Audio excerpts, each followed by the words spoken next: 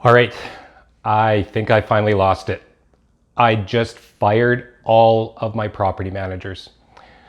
For those of you who know me well, I rarely lose my temper, and it takes a lot for me to get angry. You know, I haven't been directly involved in my property management company for a couple of years, and it's been decades since I directly managed a property for an investor. But when a few loyal, very loyal, longtime clients reached out to me with some concerns, I had to take a closer look under the hood. And I was shocked. Everything I've built, the processes I created, the standard of communication that I had with my clients when I was a single operator 20 years ago, not even close.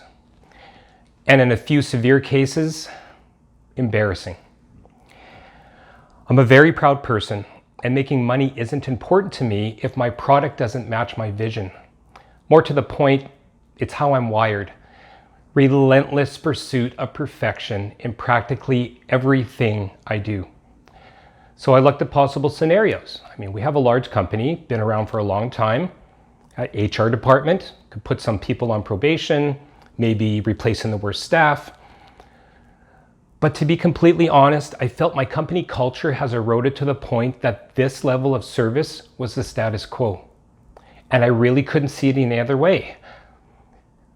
You can tell I'm angry and I'm frustrated.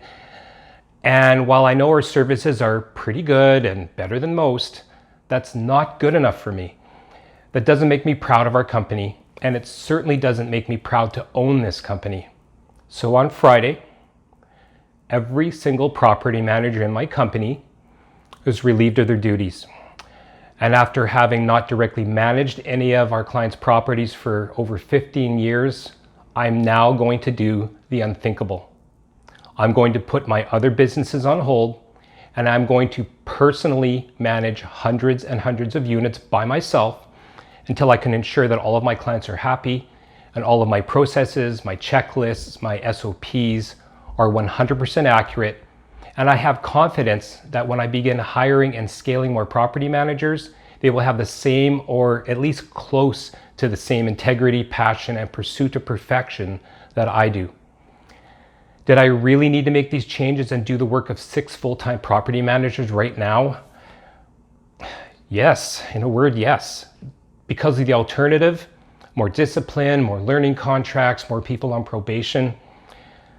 You know, I just didn't want to deal with eye rolls and, the inevitable whispers behind my back. You know what I'm talking about. Oh, he's been out of the industry too long. He's being unrealistic.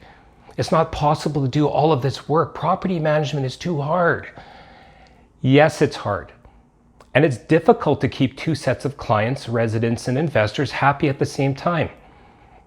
But property management can also be extremely rewarding to solve a problem for an investor and then give them a path to create long-term generational wealth for them and their families. So, you know what they say, talk the talk, walk the walk, and I need to lead by example. I need to do the hardest thing for the greatest goal, because for my long-term vision, my long-term plans, this property management company serves as the basis for all of my other investments, my future plans to purchase in, multifamily apartment blocks in different provinces, our expansion into the US. And Upper Edge will follow and manage those assets so that I can ensure my investors and my JV partners that our projects are running as efficiently as possible, because we're doing the hands-on management. And if we can't manage our own backyard here, it's not working properly, then how am I going to expand everywhere else? So I didn't fire everyone, obviously. I don't want to give the impression that Upper Edge is unstable, or if my current clients are watching this, to think that your properties won't be managed properly.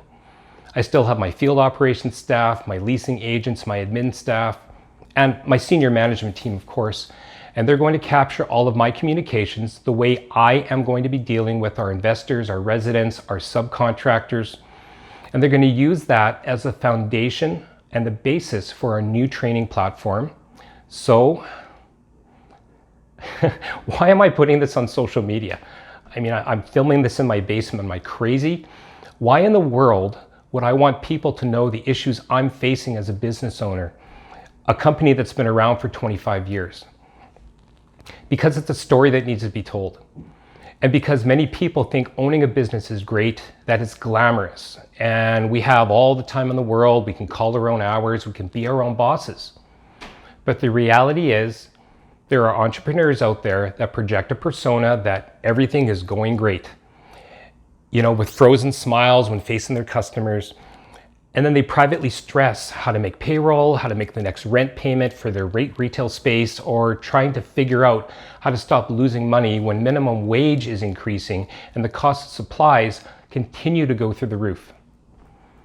So if I can tell my story and even one entrepreneur benefits from my journey, then I'm going to be really happy, because I love giving back, and as you know, that's part of my personal why statement. And it helps to open up and let out the stress, obviously, on camera here. So I'm going to be doing a deeper dive on future posts as to the how and the why this happened, and maybe we can figure out how I could have done something differently. So if this resonates with you, if you're an entrepreneur, if you want to be an entrepreneur, if you're a business owner, follow along, because it's going to be quite a ride.